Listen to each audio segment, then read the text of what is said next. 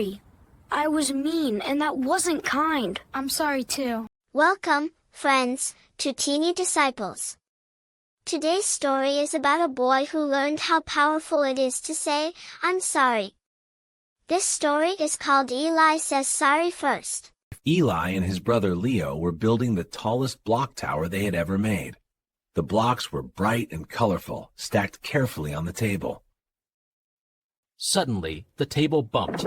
Crash! The tower fell down. Eli felt angry. Leo felt sad. Both boys walked away quietly. The room became very still. Eli sat on his bed with his arms crossed. His tummy felt tight and his heart felt heavy. Eli thought he should say sorry first, but deep inside, something didn't feel right.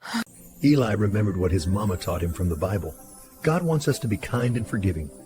Be kind and loving to each other. Forgive each other just as God forgave you in Christ.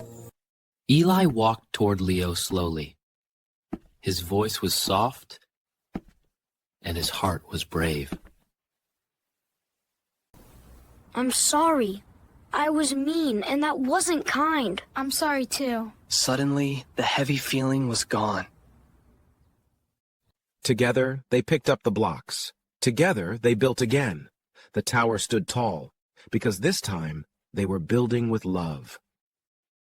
Eli learned something important. Saying sorry first isn't about winning. It's about choosing love, just like Jesus does. When we say sorry, God's love shines brighter. Let's pray. Dear God, thank you for forgiving us. Help us say sorry first, even when it's hard. Teach us to choose love every day. Amen. Thanks for joining Teeny Disciples today.